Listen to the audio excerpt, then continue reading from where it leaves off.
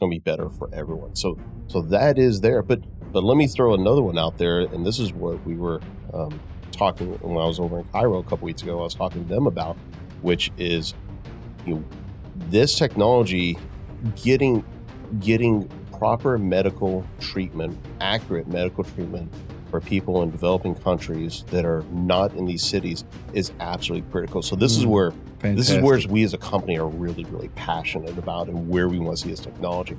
Whereas you put some of this hardware like that HoloLens 2, again, it's not hundreds of thousands or $20,000, $50,000, $80,000, but now we're looking at putting that on someone's head at a remote village.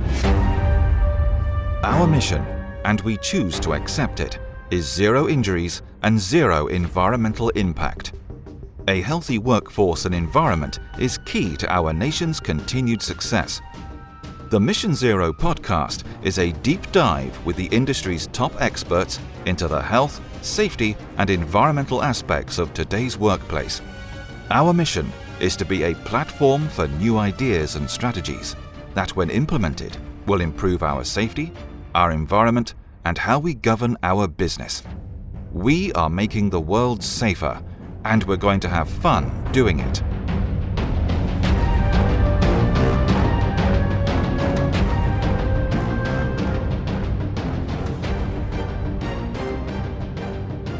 All right, welcome everybody back to the Mission Zero podcast.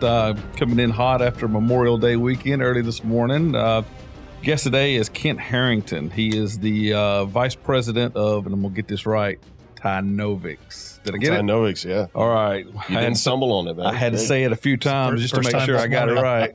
And also, my co-host today, Justin Overstreet, once again, to come in and help me out as a co-host. Thank you for being here again, Justin. Sure, thanks for having me. Justin and I talked quite a bit, about bringing you on, and he was very excited in learning a little bit about your company and what you do. I'm excited as well, and I'm excited about where it came from and how it, how it relates to safety and how it can further the issue of safety. Yeah, and before we start too much technical talk, give us a little bit about your past, where you're from, your work history and things like that. Sure. It's it's one of those careers that just sort of bounces all over the place. So like you, I went into the military young, went to the Navy and out of high school, and actually up here for the Houston area, up in the Woodlands. And I was did about eight and a half years, did a few different places, did some search and rescue. I was a swimmer for a long time, back in my skinnier days, if you will. Met my wife. She was in the Navy as well. We met overseas. So the first 3 months of us dating was going through the Mediterranean. It was just absolutely great. Then we got married. That was over in New Jersey. Went over to Hawaii. Got my undergrad when I was over there. And wife, she got out of the Navy. We went over from Hawaii. We went up to Maine. I switched over from doing, I was a boatswain's mate, so just doing your basic decks type stuff and driving boats and rigging and such. Went to the intel field. So that was a pretty big stretch, right? Jumping from being a deckhand to naval intelligence, the oxymoron that it is. And mainly did counter drug stuff down in Central America. Got out in 2006, and then I had the opportunity to start doing oil spill stuff. So there was a big oil spill over in Lake Charles, a rain event in Lake Charles in 2006 at a customer over there. And I went in with a company called O'Brien's. And so it was managing large scale, whether it's oil spills or disasters. And throughout the years, O'Brien's response management. Now it's, I don't even know what they're called now. TOG, I think the O'Brien's group. They really were the ones that were primarily dealing with getting large-scale companies ready for disasters and how to respond to it. And so I had, several years there, did some stuff overseas for them over in the Middle East, got to go back there, loved the Middle East, and just the culture and the climate, ironically, being that I'm from Midland. And then after that, that you're a ginger. Yeah, being that I'm a ginger too. Yeah, that. Thank you for getting that out there for all the people. They're all like, "Oh, this guy's going to be halfway respectable." Now you throw out that. No, we know he's a redhead. He's soulless. He's soulless. He's soulless. Yeah, which allows me to swim in the liver. Soulless, but with magic powers. Magic powers. Yeah. Mm-hmm. So after the BP oil spill, 14 months there, and after 11 people dying on that rig, which I know you two definitely appreciate, but it's something that I've just always felt that we talk about all the things that happen after that, the oil spill, and so many things impacting the environment. But it started off with 11 people losing their lives, and and the attention to detail that needed to be put forward that there wasn't. But lessons learned there. We can talk about that a whole different period. So after that, I went over to a company called Nalco. Spent 3 years there as a sales engineer embedded over at Shell Deer Park refinery and chemical plant, really on the chemical plant side. And then after about 3 years doing that for them, I spent about a year running North America safety for the downstream side. So you're looking at 500 plus people in 88 different locations spread out with 22 different divisions. So it was a really big footprint, but that was also, I was the only dedicated full-time safety individual. When you say Nalco, you're talking about the chemical company. Yeah, right? Nalco Chemical. Yeah. And at that time, it was Nalco, then it became Nalco Champion. And I think they've even, broken apart a little bit more. We have Nalco Water and Nalco Champion on the downstream side. But, from a safety standpoint, that was an incredible journey being at that location, or at that position, because the 20-some divisions had to have a safety champion, which I had done previously in the previous 3 years. But you're talking about, a 500 person organization with one dedicated safety individual. So the need to get these safety champions to be trained at a certain level, to get them to be committed to a certain level, being there was an extra duty of theirs, that was a huge challenge that myself and the other two globally we had to deal with. But it turned out to be pretty successful. When we're spending most of our time dealing with driving issues, small tickets or fender benders, when that's it, and in your day-to-day operations, you're dealing with process engineering, you're dealing with really nasty chemicals, you're dealing with pressures and pumps and stuff like that. When our biggest issues is fender benders, I think it's a pretty good program. And that's hats off to the Nalco company putting that all together. I was placeholder for a year. So after that, I went over to back into the service line on the environmental side with a few companies. And fast forward to about 2019, I landed where I'm at now. I had a couple of friends that were basically doing a startup type business. I say startup, and that's sort of disingenuous. That's where I'm at now. Tienovix is that we are the commercial independent company that's taken the technology from, I say, sister company, Tienovix. That's a 22-year NASA contractor software development company. So we saw the opportunity to take all this great software and shift it over into the commercialized world. So whether it's oil field, whether it's industrial, medical devices, that we were talking about a little bit earlier, there's a lot of different things we have our fingers in now, because it's just like we invented Velcro for the space industry, well, we've invented all this other great technology of advanced stuff. Now it's getting it into whether it is the oil field or whether it is the industrial world. And that's sort of where I'm landed at now. So is there a certain amount of time that technology, whether it is Velcro or whether it is the technology that Tienovix uses, is there a certain period of time that's only available to NASA, and then it becomes deregulated is probably not the right word, but deregulated somewhat, where it can become part of the public domain? It's not as rigid as that in some cases. You're sort of on there, Justin, that there are a few, there's several technologies that we've been developing that are very close, close to the chest, type stuff that we can't really share and go out through. So yeah, we definitely have that aspect of it. The stuff that we're dealing with now, it's not that we ever had real restrictions. And when we, if y'all want to talk about, that's fine. It's that we collectively never made, a huge push. We've had commercial clients, and there's some large clients that we have that like building apart, taking apart engines, putting them back together. We've had that for years and years. It wasn't until maybe about a year and a half ago or 2 years ago that the other owners, they really decide, hey, let's make a strong commercial push to get as much of this technology out into the real world to help people and hey, even turn a profit on it as well. So. Yeah, when that's put on paper, the amount of technology, the advancements that's come out of the space program have been remarkable, and that's not just from your company. That's from all of it, right? Absolutely. If you look at it, it's a quite a resume. Before we get into the individual ones, can you give a broad overview of your company, exactly what they're doing? Sure. So Tienovix as a whole is a holding company, and then through Tienovix we've created sort of your sub companies.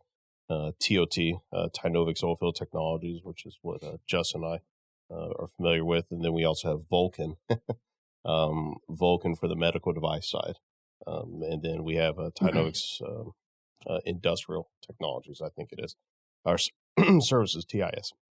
So what we do specifically, like with TOT, is they take this technology and they take it to market. So they've got a great footprint. When we set up TOT, we partnered with a great technology in the oil and gas company as it is called BOPX.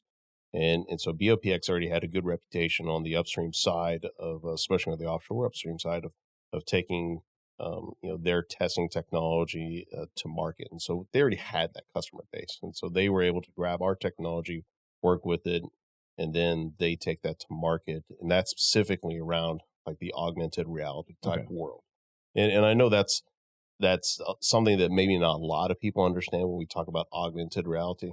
But well, go ahead. Yeah. Okay. Explain. Of course, we all have. If we've never actually touched it, we've all have our. It's almost like a video game to most people, right? It is.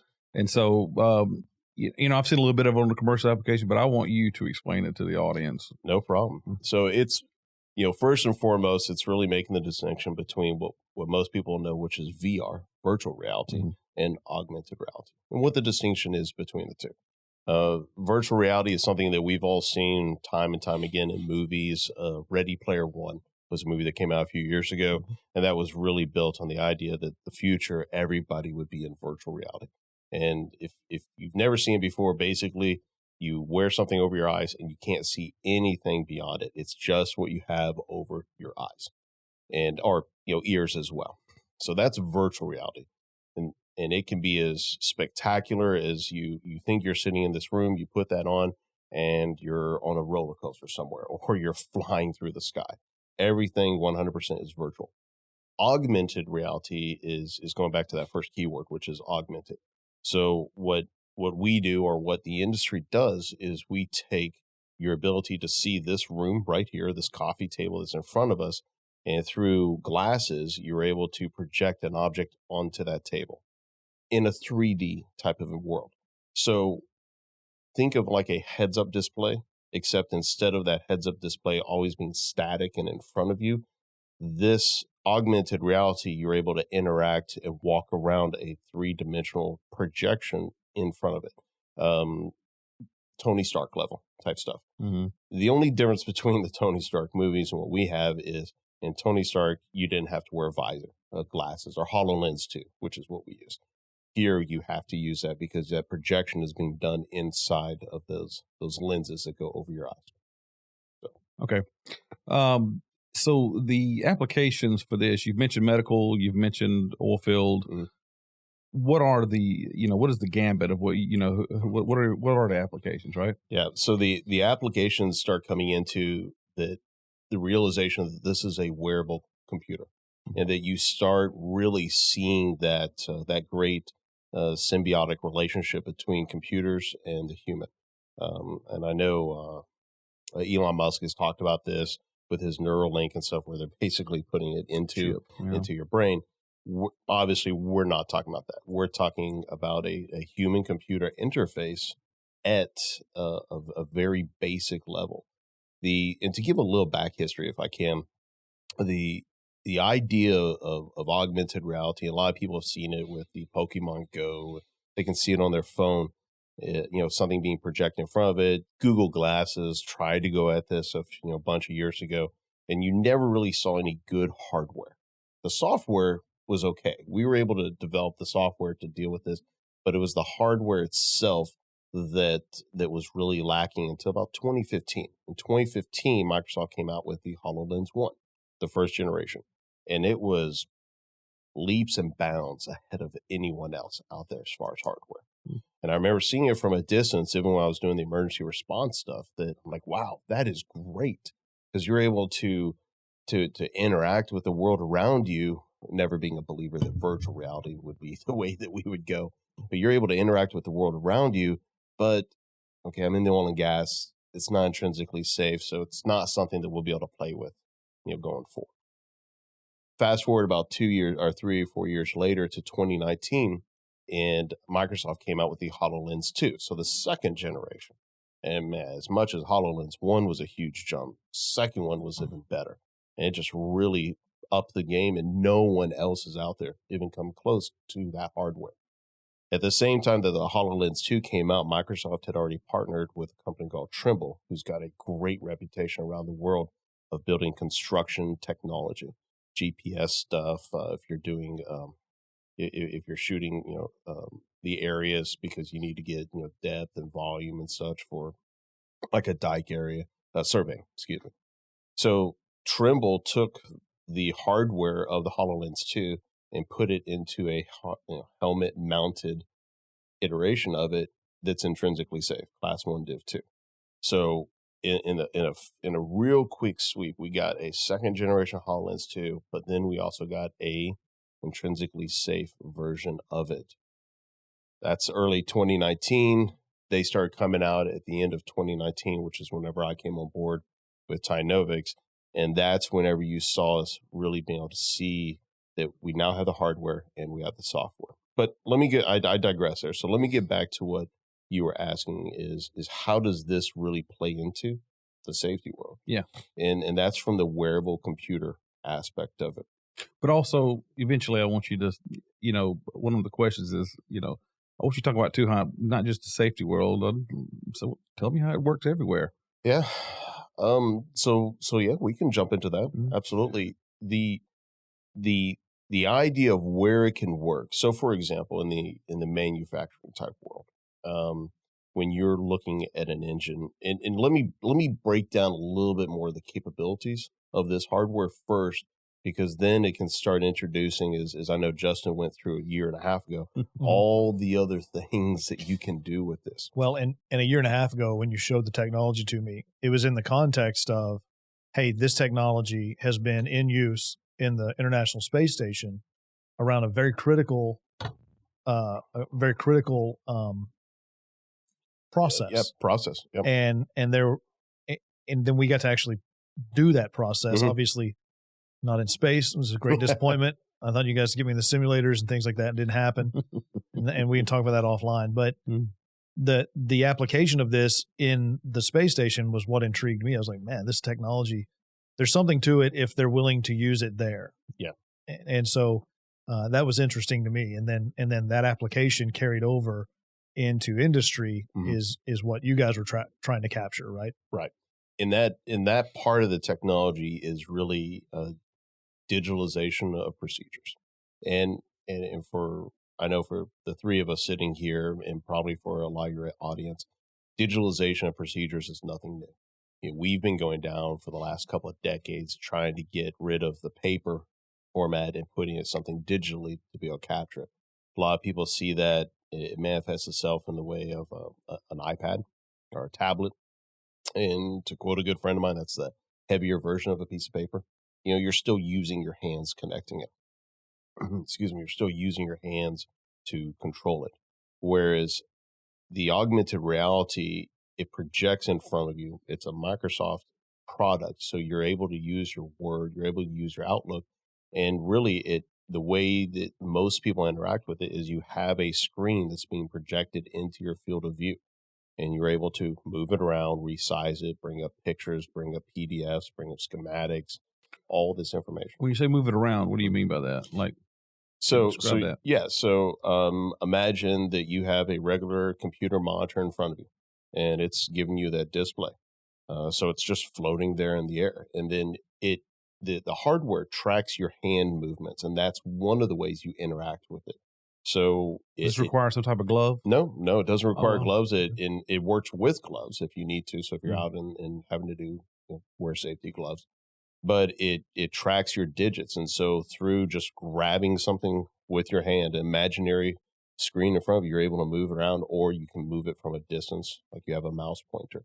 And so you can start having multiple screens filling up all of your viewpoint if you want, and then you're able to look around and see them without having to go and buy a bunch of monitors and maintain and that. you can also see the objects that are beyond that field of view, because it's in the background. It's you can there see with all you of in the it. room. Yeah, it does depend on that, and we're able to fine tune it that if you don't want to see what's behind it, because you want real strong clarity.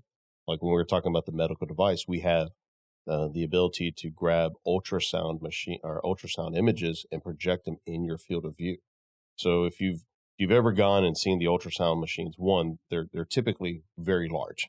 They're very expensive, tens of thousands of dollars on the machines, but their monitor is usually also fixed. And so it may seem simple, but just that simple act of having to turn back and forth, look at the screen, and then look back at the patient, that becomes repetitive. If you're doing a lot of them, you can have some issues there. But we also use ultrasound for what we call needle guidance, which is if you're trying to get a needle into a specific part of the body, you're using the ultrasound to guide it every step of the way. Arthroscopic surgery. Right, right. And when I had my back worked on the Navy over at Tripler, or Crippler, as they would call it, Army Medical Facility, the neurosurgeons there, they were fantastic, and they fixed my back great. So I'm not messing with them at all, but they were using x-rays to guide in those needles. And so they'd have to step back, take a shot, and then come back. And so needle point guidance with ultrasound is a great way to do this, going in and doing like a nerve block and stuff like that. Well, with our technology, he's able or she's able to sit there with the ultrasound, one hand on the ultrasound probe, one hand on the needle, and the view is right in front of them. I mean, just within inches of where they're looking at. So that guidance, that ability to see that as they're going in is really, really beneficial for them. I want to dig into the medical side of Sure. it. Before that, let's continue, if you don't mind, with the oil, the oil and gas energy side. My question would be, and definitely from the outside looking in, if someone in safety from the oil field is listening right now, and they know what you just said, you've got these glasses on, you're able to see, you're able to open up screens, open up documents, things like that. In the past, what I had seen with augmented reality was that you could see what you were looking at, and say you would see a pipe, and you could push that pipe, and it would tell you what's in it and what the temperature is, what the pressure is.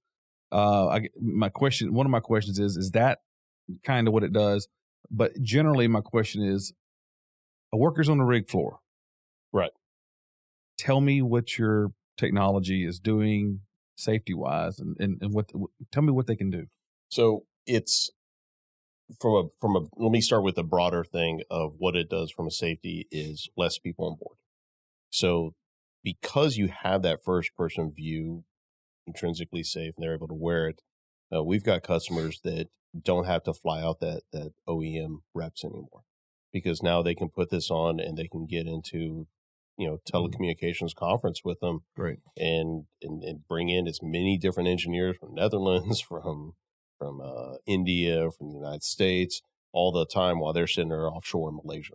So from a broad picture, you're able to look at you're lowering your count, lowering your travel costs. Very good. Well, during COVID, it wasn't a matter of talking to customers about, hey, we can help you reduce costs by having our technology out there. You can get this video streaming and live feed with minimum amount of bandwidth.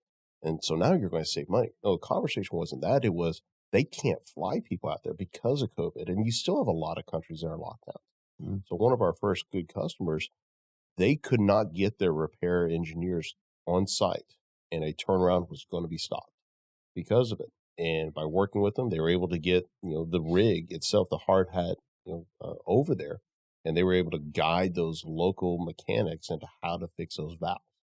And that was a critical step to be able to show that technology is going to let us be able to expand our footprint around the world. So now you can have a couple of engineers manning, video streams from half a dozen different locations around the world versus having an engineer fly out to this one, having an engineer fly out to that one, having a technician go out to that one. So from the broad part, that's where we look at just from the safety. Now for the actual, the deckhand that's right there on the drill floor itself, the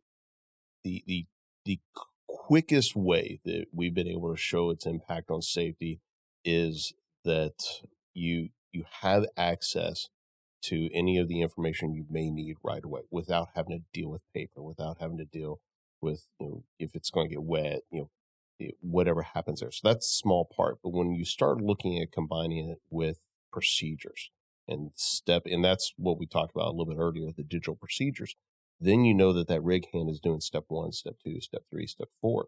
And those procedures, they're able to be looked at the same time by anyone. And I need to explain that a little bit itself. When we see the creation of digital procedures around the world and throughout the last couple of decades, it's been an iteration of PDF, and you download the PDF, and that's what your digital procedure is. And now you've got it on your tablet. When we created this for NASA, they need a different view. They needed to have the astronaut up in space using this digital procedure, and they also needed the 58,000 people down on Houston observing it in real time at the same time. And so we ended up building ours a little bit differently than most people have because of that requirement. So the ability for someone to observe every step of the way of what the procedure is from a safety standpoint means you're going to have the right eyes at the right time. And that's our opinion of it. Our various people are able to do, say, if I'm starting on one shift, I'm going through the procedure, I'm able to put my notes in, and I get to step 7.8, and then I stop. Well, whenever Justin comes in on the next shift, his starts right back up at 7.8. So he's able to see where it was, notes, and go down from there. So the workers would exchange the same piece of equipment? They can, but they're logging into the same server. And so if they have the right type of permissions and such, they jump back into that very same procedural instance. And that's what we call it. So the procedure itself is still maintained behind an MOC, management of change barrier, firewall, if you will. But then that individual instance is created so that anyone that needs to get into it can and observe. Okay, so say you said a great benefit is the ability to bring an OEM engineer in like that, right? Yeah. Does that, if that engineer is in Malaysia, as you mentioned, would they need to have your technology to do that, to view this?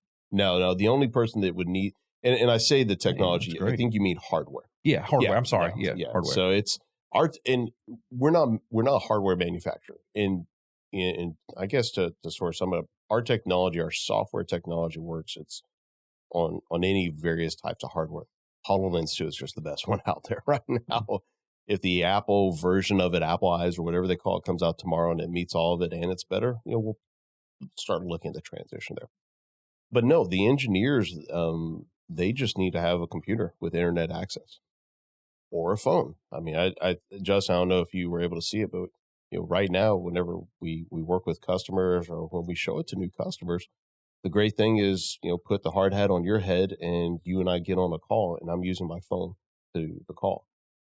We were able to do some of that video conferencing stuff, and we had talked about it for some of Wildcat's overseas applications, having the HoloLens over in Saudi or wherever it would be, right. And those mechanics putting whipstocks together with our expertise here, being able essentially to look through their eyes at what they're doing and see what's happening. And you can do that from your desktop, from your phone, from wherever. And then the idea is, like you mentioned earlier, all of these are Microsoft products. So they all work with SharePoint, OneDrive, all of that stuff. So like changeover notes, maybe I've got I've got my HoloLens assigned to me. You have yours assigned to you. Kent has his assigned to him. Kent finishes his shift. I put mine on. It's got I see on my heads up display, basically, hey, there are the notes. Click on it. I know exactly where to pick up what he did and how it works. It's pretty impressive. The technology is really amazing. So you put remote desktop in the field. Yeah, that's what you did. That's exactly right. And everything we're talking about right now, I typically say there's 4 different levels of it. There's the crawling speed, which is just the telecommunications aspect of it, which is probably the most popular aspect right now, as people are getting used to this technology. And And there's two different cultures that have to be changed to really for people to address it. So that's the crawling speed. The walking speed is when you start getting that multi-person collaboration on the procedures at the same time. So on the downstream side, which is probably where most of my background is, when you look at the inside, control board operator versus the outside operators that are crawling across the stacks, they are going through a procedure that's 20, 30 pages long because it's a startup of the entire unit. Well, each individual has their own specific part to play, and each person needs to do this step or that step and playing through it. So the walking speed is having everybody within that program doing it at the same time as appropriate. And then something as simple as having an icon. A computer screen is the icon for the control board operator, DCS board operator to do this part. And then the hard hat is for the the outside operator for him or her to do her part. Mm-hmm. So it's something as simple as that is what we've already been able to do and push out.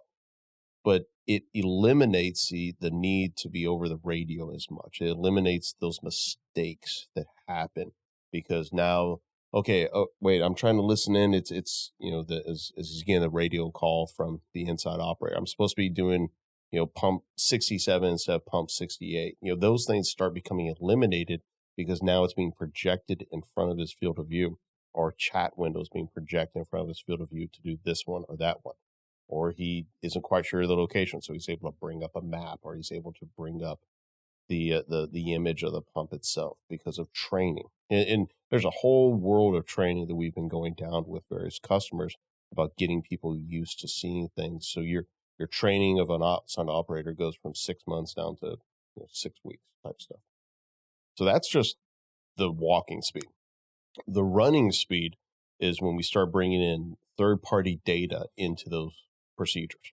And that's where what you mentioned earlier, that's where you're able to say, okay, what's the flow rate of this valve? What's not valve, but flow rate of this, or what's the steam temperature of this and things. When you start getting that third-party data that flows into the procedure, that's whenever you've taken up another level. You really are. And whether that's why originally when I thought about the application into the oil field, it seemed like it was more likely to be an offshore application. Yeah. Like it fit better out there. I think that I think the initial phase, which is why we've gone this way commercially in the last 9-10 months, is the offshore. It meets a lot of those low-hanging fruit type of requirements for the money that you put into it, the immediate impact on your ROI for not having to fly people offshore as much, and just to touch on the medical side. So we're looking to have this overseas right now for some of the rigs for just their medical staff on board. So if somebody gets injured, how quickly can we make, and it's a case management type of approach.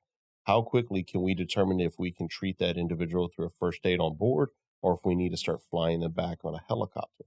And Justin, remind me, how much is a helicopter flight offshore? 10? They're not giving them away? Yeah, they're not giving them away. No, they're not. So so putting it on in just a couple of these, and these things aren't $20,000, $40,000, $50,000, type of hardware, but putting that in there so that the on-site medic can put it on and log into, a doctor that's on shore, be able to do a quick examination if necessary and make the determination from a case management standpoint, treat them with first aid there, or do we need to put them on a helicopter, get them back? I know you want to get into the medical stuff at some point because it is really interesting also, but I want to jump back just a second and touch on something you said when you were talking about the different speeds and that entry-level speed. You said there are two cultural elements there that need to change. Yeah. And I'm curious what those two are and if you're seeing any movement in those cultural changes. Yeah, so it's a good question. Yeah, that question was originally put forth and I answered it, was doing a conference for, it was over in Southeast Asia back in last fall. And it was asking, what are the challenges of this technology? And I said, really, it's two cultural changes. One, it's going to be, the individual in the field, getting him or her to accept such advanced technology. And it's going to be at the corporate level, getting them to accept such technology. And I think that you have to have both at the same time. And what I mean on the corporate side is the idea that bandwidth is probably the biggest issue that we have on the corporate side. In that, and what I mean by that is how fast of the internet speed on the rig itself. Mm-hmm. When you look at the offshore world, we still see a tremendous amount, by percentage, of offshore rigs, whether they're a platform rig or I should say producing rigs. It's not that much of an issue anymore because we typically will run hardwire or hardline out to it. But when you're looking at the ones still poking holes, their bandwidth is really slow. Anyone that's gone offshore lately will tell you that it's still hard to get emails and things like that. So the idea of having a streaming bandwidth, now you're in the 10, 15, 20 megabytes a second. That's something that a lot of people are just saying, well, we don't really need that because we don't want to have to spend the money, the extra $20,000 a year or $40,000 a year to get that bandwidth. We don't see the return just for the infrastructure to support that, right? And it's not really just on our infrastructure either. It's going to be on other smart technology that's trying to get into the industrial oil field. So that's getting the corporate level to accept it, but then going back to the individual in the field, getting him to getting him or her, to accept this advanced technology. It's pretty easy for them to accept the telecommunications of it. It's a little bit more of a challenge to get them to accept the digital procedures aspect of it. Then it's another step to get them at that running speed to get them to accept the third-party data flows that's coming into that.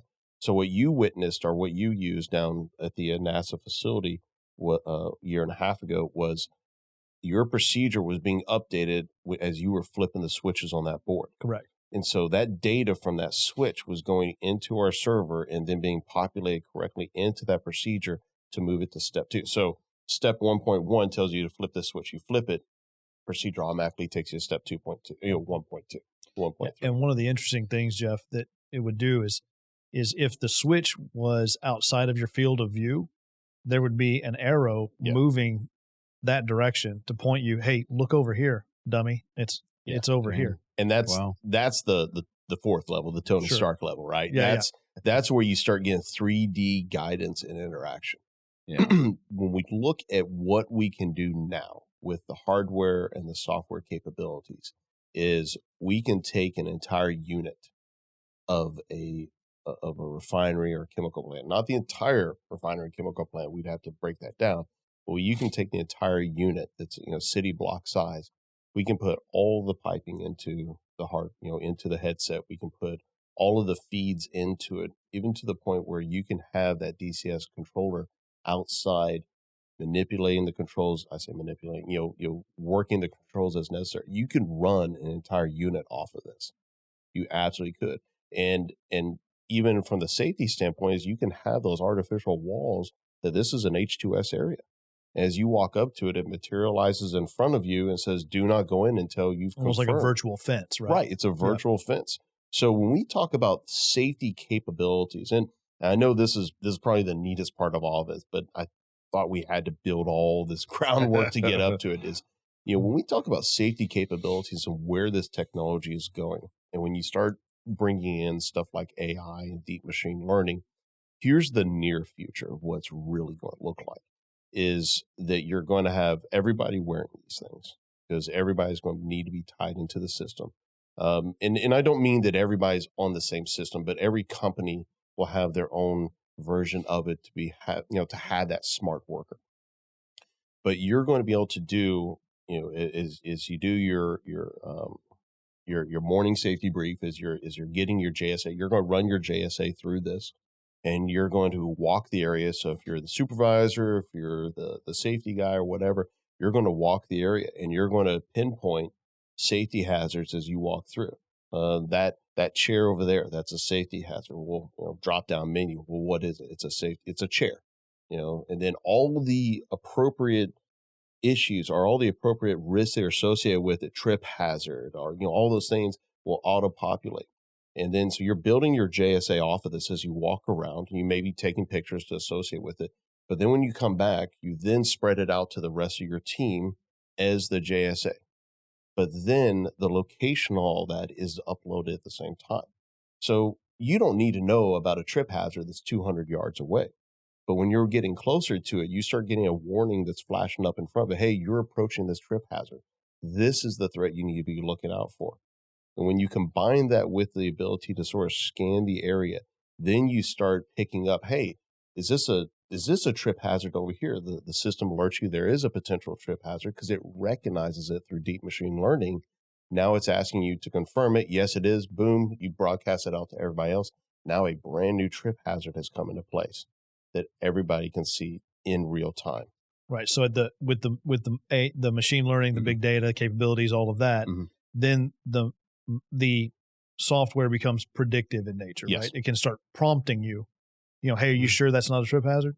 And you're looking at 360-degree view. So right now the view is just going to be about 180 degrees in front of you.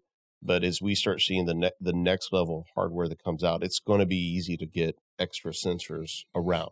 So now you're having that 360 real time. So Elon Musk said we were effectively androids with our phones, but this will make us absolute androids.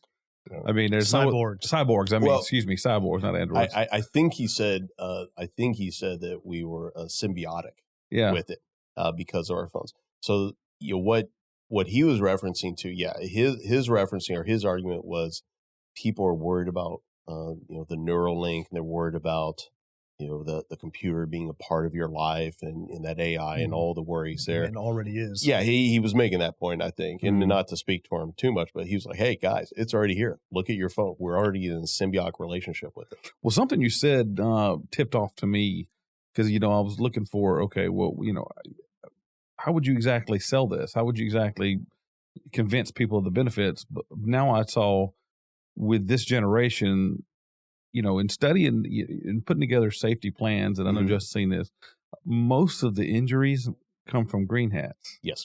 So or really, really old guys that have done it other times as well. And it's because they haven't been around. They haven't been trained as much, and they're not as experienced in whatever it is that Wildcat or whoever it is doing what they're doing. So, if this person doesn't know that trip hazard is there, he doesn't know how hot that pipe is, he will now. Yeah. So I think it's I think I see the benefit, a big benefit there is like, okay, well, maybe take those injuries for new people down a notch, which would really help an overall score for a company as far as its injury rate is concerned. Yeah, it's the training aspect of it, getting people used to it. There's not a whole lot that we can't do, whether it's even adding an infrared camera onto it. So if you're coming up to something and you need to get the heat reading, it's like, hey, why is that pump running, 100 degrees hotter than it normally should? Things like that. It's really just using technology in a more predictive type way. What is it? It's not that it's predicting the future and pulling, opening up a fortune cookie. It's taking all of these data pieces. So, and to digress a little bit about metadata and all the big data type stuff.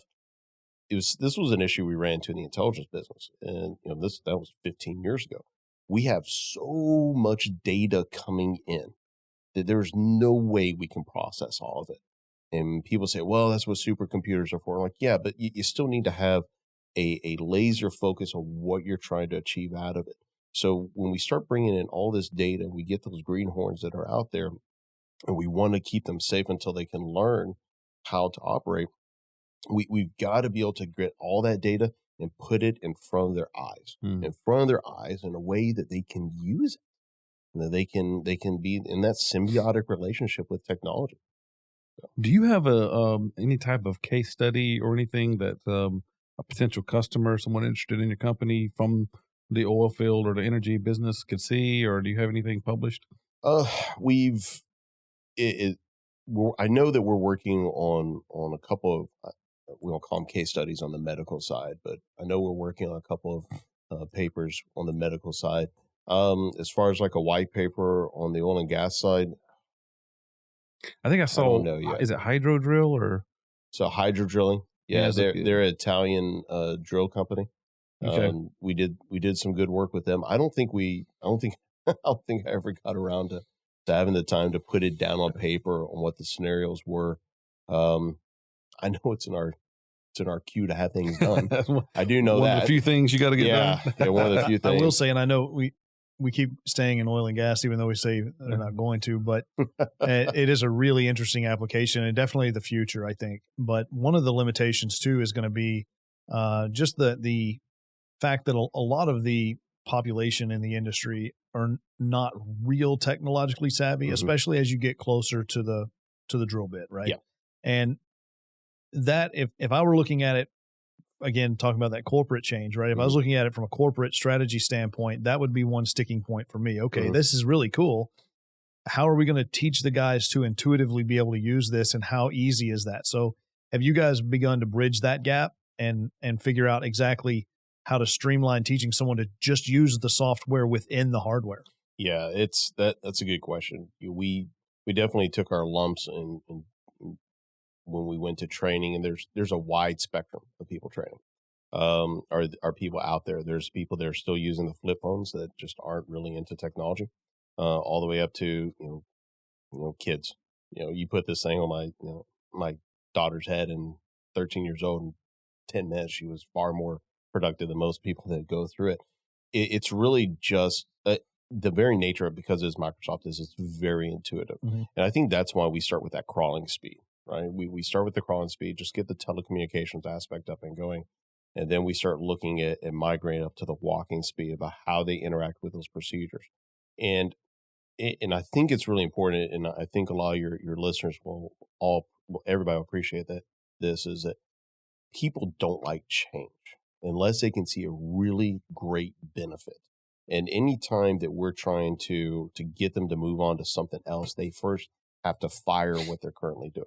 So Henry Ford had to get people to fire the horse and buggy right before, look, this truck is better. I was just thinking that in my head. Yeah, about the faster horses. They do, right? It's like, it's just a faster horse. No, this is getting people in the field really to appreciate that this can save them significant amount of time. When we look at, and now that you mentioned when we look at the company guy down there offshore for a super major that's using it off of Brazil, he's saving, realistically, an hour a day in the shift just by being able to do that real-time inspection out there on the rig floor as he's walking around. And people may think, okay, well, that's not that big of a deal, but that's an hour's less of him getting done on the rig floor, going back, sitting at his computer, and typing out from his notes, handwritten notes. Now he's out there, he sees something, he makes note of it, he does the voice to text aspect of it, and he's typing in, all he's doing when he goes back, he's just fine-tuning. You're taking an hour of unproductive time and making it an hour of very productive time. Yes, it is. That's a huge difference. It adds up. So the challenge really is getting people in the field to see how much of a benefit this will make their lives. And it is a challenge, Justin. It absolutely is. Justin, what was the biggest benefit that Wildcat saw of the possibility of this? What did you see and say, okay, here's how we could use it?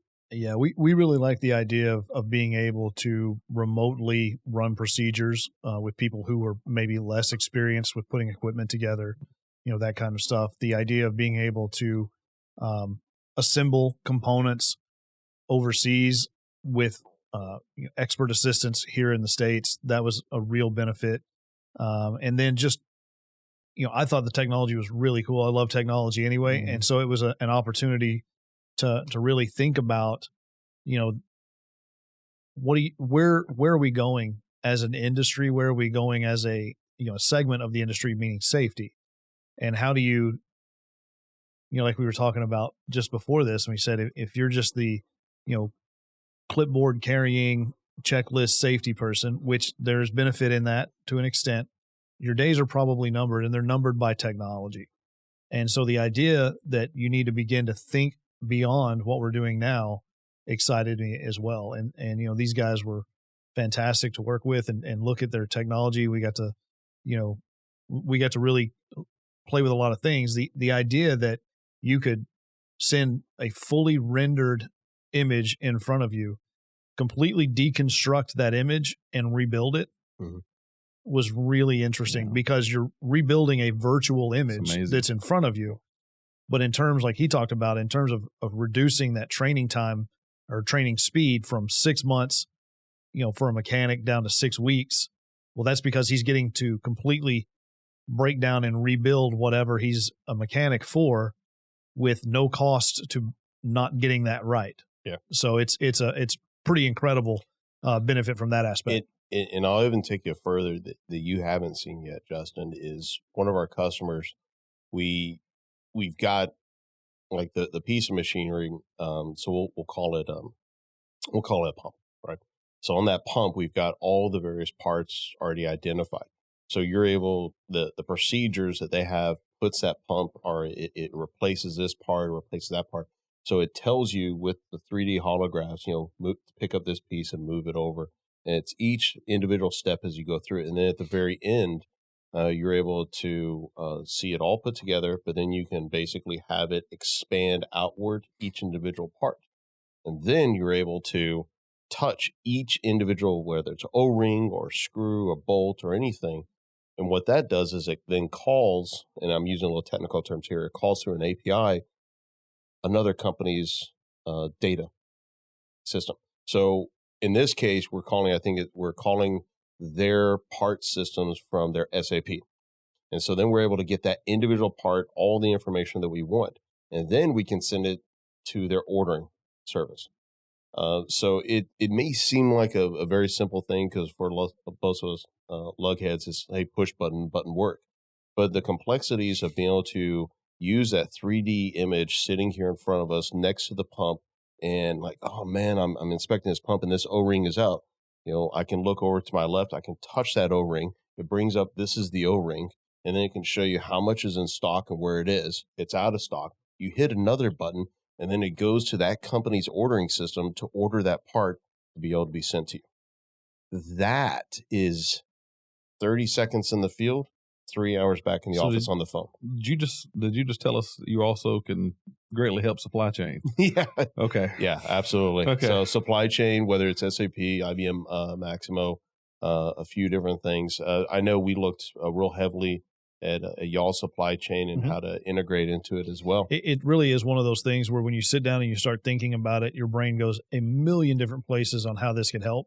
And then simultaneously, you're like, man, that's going to be cool and a lot of work. But once it's all set up, Data entry intensive. It's unbelievably efficient. Yeah. Well, so it looks like, your greatest obstacle is overcoming Jacobites. I mean, really, what else could you say?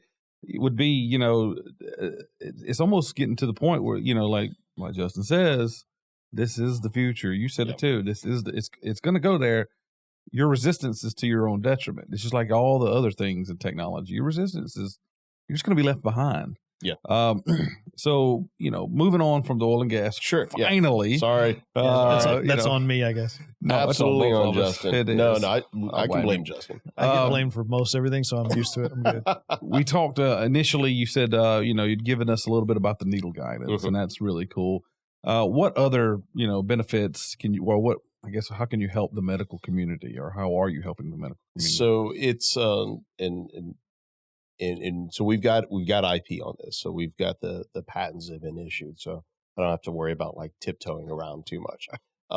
Good. But so when we talk about medical stuff, just real quick, is when you start looking at medical devices, you have to go down the FDA approval way. And we do have some FDA approval that necessary for the training world and for the teaching type world. It's a whole nother level when you talk about getting FDA approval for real world application, like in operations and controlling stuff. So I just sort of want to put that out there as, disclaimer type stuff that, one, I'm not the FDA expert within my organization. We have extremely smart individuals to handle that. And then lawyers on that side.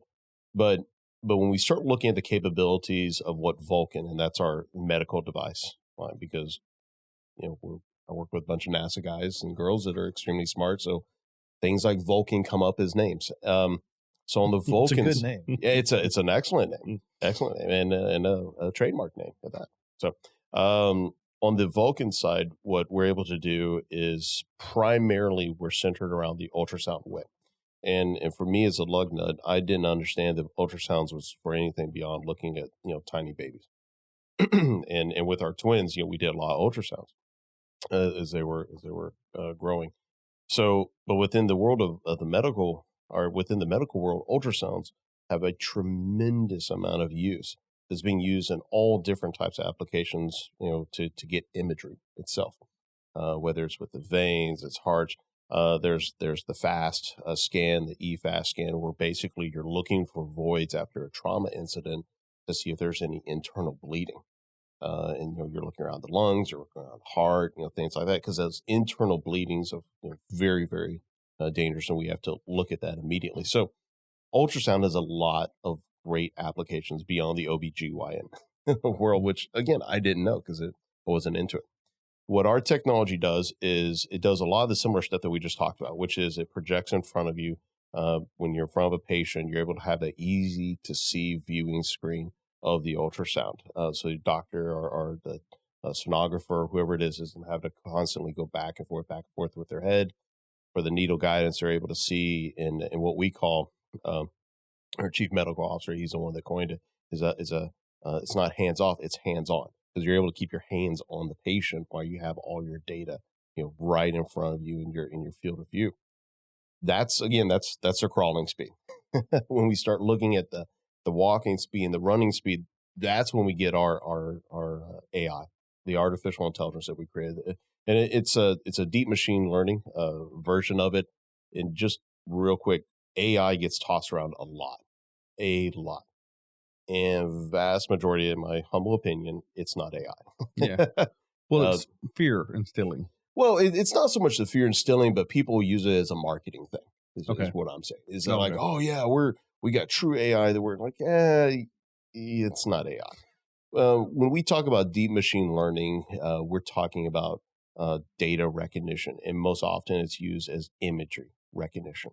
So what we're able to do through algorithms is we're able to see that, through a whole bunch of yeses and nos, we're able to see that this imagery is of Justin instead of Kent. So it's just imagery recognition. So we teach the machine to recognize a Coke can versus a Ford F-150 truck. That's pretty, glaring difference, but we're able to go through and do those type of imagery recognition and deep machine learning. What we've done on the ultrasound side is we're able to get it and train it to identify, in collaboration with the procedure you're trying to do or the scan you're trying to do, we're able to teach the machine to teach you on how to do that scan. So if you look at an ultrasound probe, it's really fairly small. It's about the size of your phone. And the movement of it, one, left, right, up, down, side to side, that can give you a little thing that kind of looks like a remote control. Yeah, okay. It is. And the movement of that needs to be very, very precise. So what our technology is able to do is it's able, one, through a few different areas of technology, it's able to track where that probe is precisely using a magnetic GPS, track it precisely, and then tell you if you need to move it to the left or move it to the right. So it starts doing guidance of telling you how to use that probe correctly. Essentially what it ends up doing is it takes someone like the three of us have never done this ultrasound stuff before, and it's able to guide us on how to do an appropriate scan. And it does it a couple different ways. It does it, one, by using that magnetic GPS to guide where your scanner is, where your probe is, but it's also in real time reading the images it's getting back. And it's able to identify those images and tell you if you have a good image or not. And that's where that deep machine learning comes in. That's where that artificial intelligence and then how to improve that image. Exactly. Right. And so it starts giving you arrows to move a little bit more to the left. And then and we have some mechanisms that you are able to see as a user, how to get it, get it the ball on correctly type of stuff. The next stage of that is whenever we start having it to where it's able to do the diagnostic in real time. So now it's able to tell you in real time that you have a 50% clog of your artery. Is this existed now, or is this where you're going? That's where we're well, without revealing too much, that's coming to a theater near you soon. Because that's what NASA was asking of us. NASA was obligated to go to Mars back in 2005, I think it was, by then President Bush. And one of the things that NASA wanted to see out there, and they put out the request, was, one of the issues is we can't send a highly specialized surgeon or doctor for all the various medical fields of all the various things that we could encounter on that 2-year trip to Mars or 3-year trip to Mars. And also the time delay was an issue. And what I mean by time delay is the speed of light between here and Mars. You're looking at anywhere from 20 to 25 minutes one-way communication. So if I'm sitting there trying to get help on a medical issue on Mars and I'm getting back on the phone with Houston or with Earth, it's a 45-minute round trip and I've got to wait. So, and we're not even talking about the issues, as you're going there type stuff. So we're talking about how do we deal with not having all the Earth's collective medical knowledge available to someone on Mars because we can't send all the doctors. So we started going down the road of doc in a box, which is where we are starting. That's where we've been moving towards with our company, is that we are developing that aspect of it. And our ability to make those real-time assessments is getting better and better and better. And that's why we were having those conversations with some of the other medical giants out there here recently, because we've already got the patents for it. And one of them already tried to go down that road. And we were able to politely inform them, hey, we already got it. I'm going to defend your position a bit. We were. And it's because this team, these teams that we have working on this are just that spectacular. These Titronics engineers, the men and women that are just so incredibly gifted. Where's this at? Where's your facility? So our main facility is down in Clear Lake. Okay. A couple blocks away from the NASA. Of course. And so, and this is one aspect of all the behavioral or the human sciences aspects that we do and things like that. But one thing that came to mind when you were talking is that advances. It sounds like there's going to be a benefit to EMS workers, because if you can get to someone, especially in more rural areas, right? Someone that's had an accident, someone's had some kind of trauma, you're 30 minutes away from a hospital. That transit time could mean the difference, right? Yeah. It absolutely can. And 30 minutes that's short. Yeah. When you're talking about rural, you're talking about an hour and a half. So that could change things if they could, if EMS workers can get out and be taught real time, because, these EMS workers are fantastically trained people, but they may not be a heart doctor or, they're not there. So it could help them. And I can see a benefit there too. We actually had a great trial that went on the last quarter of last year, dealing specifically with that. One of the people we were doing the trial with is they're medics. They go into the houses a lot.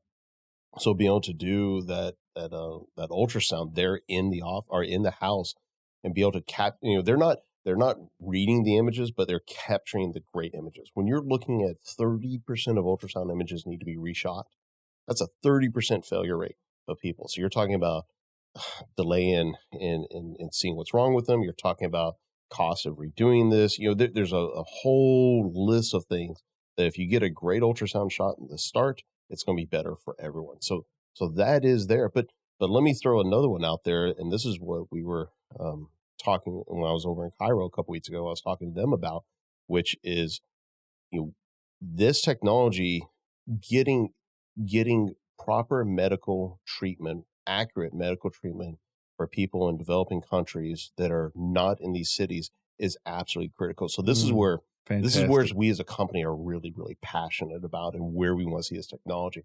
Whereas you put some of this hardware like that HoloLens 2, again, it's not hundreds of thousands or $20, $50, $80,000, but now we're looking at putting that on someone's head at a remote village and doing that diagnostic work. Well, yeah, exactly. Why couldn't the engineering, the same thing with the engineering you talked about earlier, an engineer on a computer in Malaysia is helping someone in Angola fix a pipe? Why couldn't a doctor in New York help someone in Indonesia do something medically or help medically? And that's where the same way. So that's what we're doing moving forward. But that's now it's how do we grow it quick enough? Because now it's my goodness, there's so many people that we can help. In the thrust in the university hospital that we're working with over in Cairo is not just looking at there for Egypt, but it's looking at how to push it onto all of Africa. But now you're talking about an infrastructure that needs to be established. Now you're talking about, you're running into bandwidth problems and things like that. Yeah. Part of it's, you're absolutely right there, Justin. The bandwidth issues, infrastructure. Mm-hmm. I'm talking about having the infrastructure set up. Is it like a call center type stuff? Who's going to be taking these calls? Who's going to be tied into this? Now we're really getting into how to make this go from a great idea into a really practical running thing. And that's where we're working with the University Hospital over there is they've got a lot of the infrastructure. But same thing that we had discussion with, hospitals over in Israel is how do we get the infrastructure set up so that they can start getting this technology out into the fields? Because a lot of Israel, it's not just Jews, it's also Arabs. Mm-hmm. And there is a level of, we don't trust technology for people that are, living off of the land as nomads, like the Benuets and things like that. My dad doesn't, in the United States, doesn't trust technology. My father-in-law, same thing. And it's all there. So on here in the United States side is getting this technology into retirement homes. Because now they don't have to constantly go out and see doctors back and forth. That doctor can get on the head of one of those nurses and see everything in front of them. That quality of life is now that much better for that individual person in the retirement home. That's another major push that we're looking to start here by Q3, which is what today. So we're trying to do that.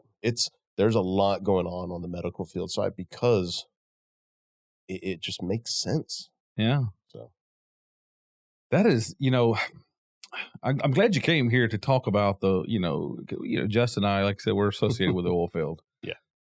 I was way more fascinated with the medical side of it. I am too. Exponentially greater, right? And the effect on humanity seems to be, or the potential effect on humanity seems to be, a lot larger. And I really like it. And I, even after this conversation, I'm gonna do some more learning into what you're doing. I'm probably going to start to be a brat to you. It's like, this guy's got to stop emailing me here. But, all the benefits I see, I see a lot of, obviously the health, the medical benefits is just going to keep growing. That's what's wonderful about it. It just keeps expanding. On the safety side, we talked oil and gas, but really what we were talking is industrial, right? Yeah. We could have exchanged that with a motor vehicle plant. Absolutely. It's the same application. So you got a lot of, you're taking people off the road. You're getting less travel requirement. You're helping companies that have new employees that aren't trained very well. And these things are learning on their own. And it's just a fascinating technology that is the future. Mm-hmm. And, I thank you very much for coming on board. Is there anything else you want to say about your company? Anything? Do you want to break some news here? You want to tell us some secrets? I can't go down to that. So probably the other really neat thing that we've worked on is a much better version of that program that sounds like Beery, or Siri, Alexa. And so this is me being trying to be cute and failing, of course. You confused me. I was following it, but Jeff was confused. I was not following it. I was tracking. I was like, oh man, it's that Georgia boy coming out in. I'm an Android guy. One of the issues that I say issues, but like us, we use Alexa in our house. Is it can only go so far. Hey Alexa, what's the weather like today? Well, Kent, it's going to be sunny. Thank you, Alexa. Is it going to be sunny next 4 days? Here's the forecast next 4 days. And then if you try to ask a follow-on question from that, it starts losing itself very, very quickly.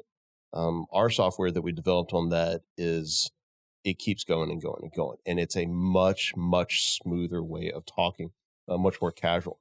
So then it becomes on the medical side, you're looking at, hey, whatever, Siri, if you want to call that, or Vulcan.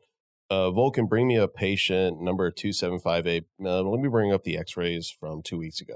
And then it brings up those x-rays from 2 weeks ago. Or if you're out there in the field, Pro-G is what we call it. Pro-G, bring up bring up the maintenance report for the last 2 years of pump number 78. Being able to speak like that, more conversational. And that's what it is. It's much more conversational. And that has probably been one of the neater things I've been able to play around with, and we've been able to use and getting that integrated into it. Because This is something that's coming, not something that's actually. Well, no, it's something that we have now. I haven't. We haven't pushed it over into commercialization yet. Okay. But we're getting awfully close to it. Awfully close. That conversational of you guys were just kind of. It had started development when we were playing with this stuff, and there was still some fine tuning that had to go on, and it was pretty cool. One thing, when I was looking at this years ago, and I was looking at with my old boss, we were looking at possibly getting into some, we found that people weren't ready. This is probably 2014, 15, 16. One of the concerns that I read about when doing, research on you, and I want you just to address it, because I know you've heard it, the possible psychological effects of living in an AR world or VR world. There's some concern there publicly. I don't know if it's valid. I don't know if it's valid, but how do you and your company address that? So I think it is more valid on the VR side than the AR side.